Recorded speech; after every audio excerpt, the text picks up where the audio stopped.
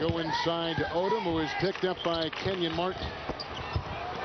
Bynum tried to tap it. It ends up now in the hands of J.R. Smith with a 3-on-1. The alley-oop is slammed in by a rejuvenated Carmelo Anthony. Well, when Denver is good, that's what they do. They rebound, they get out and run, and they love to dunk and finish at the rim. Radmanovic got a hand on it and then eventually fouls Carmelo Anthony inside. Radmanovic picks up his first. We're talking about the lobbing Andre Miller. And they thrive off turnovers. So come playoff time, when you play them, you try to take away their fast breaks, their dunks, and you don't turn the ball over. And that's what the Clippers, San Antonio, and Minnesota have done over the last 3 years. They forced them to shoot jump shots. And it's been 4-1 series in all 3 of those series. And numbers to support that. They averaged 13 points less a game in the playoffs. They shot 8 percentage points less from the field, 11 percentage points less from 3. No changes for either team during that break. Both teams are shooting 57%. Here comes Carmelo at the other end. Now, Carmelo looks good. His body, he looks lean. He's moving well. And I can't tell you last summer what that did for him. Now people are starting to talk to him the same breath as they do Dwayne Wade and LeBron James. I mean, he is a terrific player. Early opportunities here for Denver. This is what they want to do. They want to force quick shots, get down, and get early offense. There's Carmelo, the leading scorer, as Doug said, on the U.S. Olympic team in Japan this past summer, along with Maurice Evans for the Los Angeles Lakers. Yeah, Trenton Hassel, actually, the other guy from Minnesota was the other guy he compared him to. Here's Carmelo, who's in mid-season form. You can just see that the summer has carried over. He's in great shape. His confidence level is at an all-time high right now. You can't let him get away with taking an extra step, removing their pivot foot on the perimeter. There's no way you could guard them, so they have to really watch that. You know, we talked about in the open a little bit. They've got a great early schedule, the Lakers. 16 of 20 at the Staples Centers. 15 would be home games, and they play the Clippers there, so 16 of 20 at home.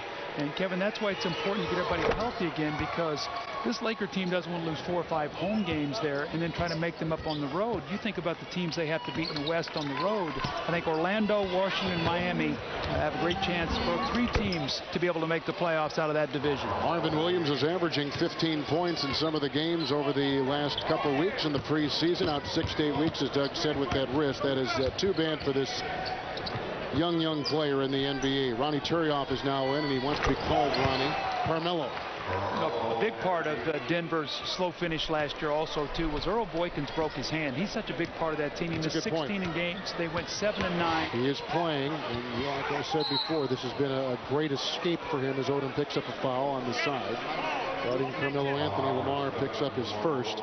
And he started operating differently on the floor with Luke Walton and Kwame Brown, and he finished beautifully. I thought, had they been able to win that series against Phoenix, I thought he was the difference, because Phoenix did not know how to guard him. They could not stop him around the basket.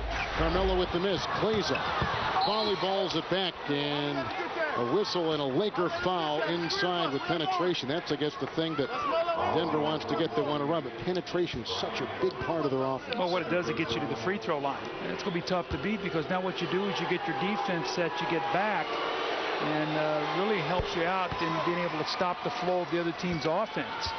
Carmelo had a couple wisdom teeth taken out not too long ago. He missed a couple games, missed some days of practice, still trying to get his legs under him. You wonder about the endurance, the wherewithal of some of these players who went from the end of the playoffs last year right to the training to go overseas for the U.S. Olympic team, the FIBA World Championships, then to training camp, and here we are on the eve of the regular season starting in the NBA. Well, I think that's why they have a pool of players now. Well, Carmelo, after that great summer where you led USA basketball in scoring with 20 points a game, 19 here at the first half, how ready are you for the regular season?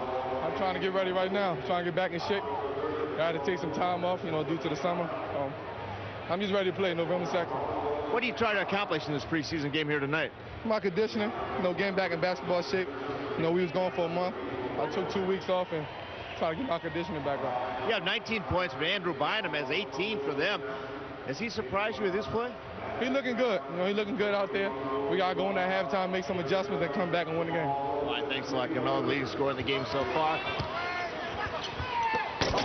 off. Another lob. Anthony gets it from Andre Miller. They've done that often tonight. Well, you've got to pressure the point guard. When you back off Andre Miller, you give him a free look into the basket. You've got to get your hands up and make that pass difficult.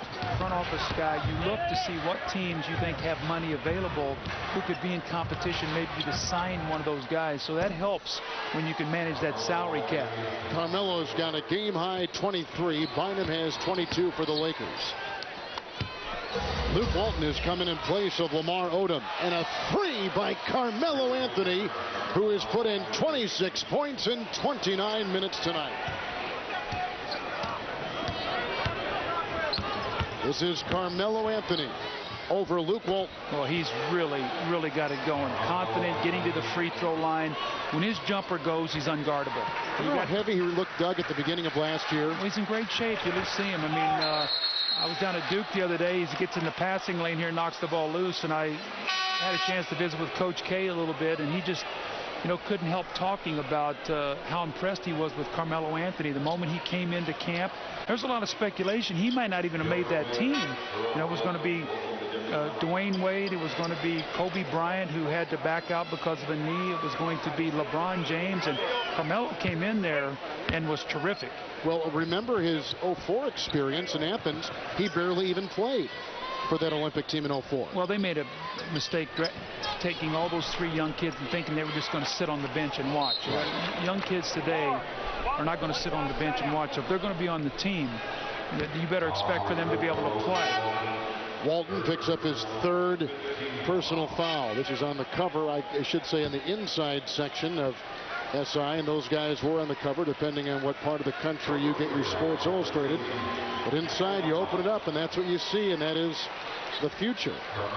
And there's also a portion of this NBA preview, which was very well done, by the way, on the players whose time, and it's very sobering, whose time has come and gone, or maybe that window of opportunity has closed. They point out Kevin Garnett for one, and knowing Kevin the way we both do, you'd like to think there is still something ahead, maybe not with Minnesota, maybe with somebody else. Well, you think about the TNT schedule this year. I mean, we used to have Minnesota on 6-7 times. I don't think they're on at all. You've got Philadelphia with Allen Iverson and Weber. I don't think are on at all. You've got New York that's not on. It's amazing how teams that were really good in the 90s now have slipped, and the other teams have gone to the top. Earl Boykins is back in the game.